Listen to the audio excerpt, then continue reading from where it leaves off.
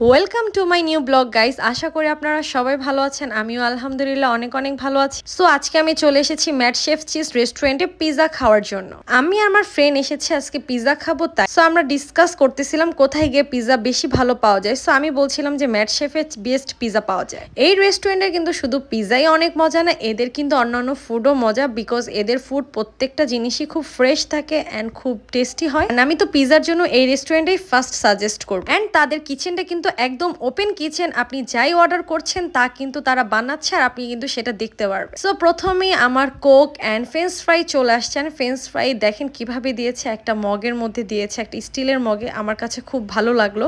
Service is completely new. এখন কিন্তু আমি আমার ফ্রেঞ্চ ফ্রাইটা ট্রাই করছিলাম। ফ্রেঞ্চ ফ্রাইটা কিন্তু বেস্ট ছিল, আর ফ্রেঞ্চ ফ্রাইয়ের সাথে ওদের সস দুইটা ছিল, দুইটা সসই অনেক ইয়াম্মি ছিল।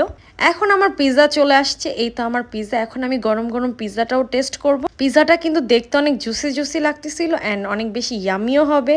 পিজার সাথে দুইটা সস দিয়েছিল অ্যান্ড একটা চিলি পাউডার দিয়েছিল। So it will be very good pizza mixed with them. So এখন আমি আমার পিজাটা ট্রাই করব। একদম পিজাটা গরম গরম ছিল, আর আমার কাছে কিন্তু পিজা গরম গরমই অনেক ভালো লাগে। ঠান্ডা হলে চিজটাও মজা লাগে না অ্যান্ড পিজার বানটাও একদম মজা লাগে না। সো ভিডিও করার সাথে সাথে আমি আমার গরম গরম পিজাটাও খেয়ে নিই। আজকে কেন জানি আমার অনেক বেশি পিজা খেতে ইচ্ছে করতেছিল, তাই আমি আমার ফ্রেন্ডকে বললাম চলো আজকে আমরা দুজন গিয়ে পিজা খাই। অ্যান্ড আমি আমার ফ্রেন্ড আজকে একসাথে মিট করার কারণ হচ্ছে আমরা দুজন আজকে ভার্সিটিতে এসেছিলাম একটু কাজে। সো আমরা দুজন ভার্সিটির কাজ শেষ করে চলে আসলাম ম্যাট শেফ চিজে পিজা খাওয়ার জন্য।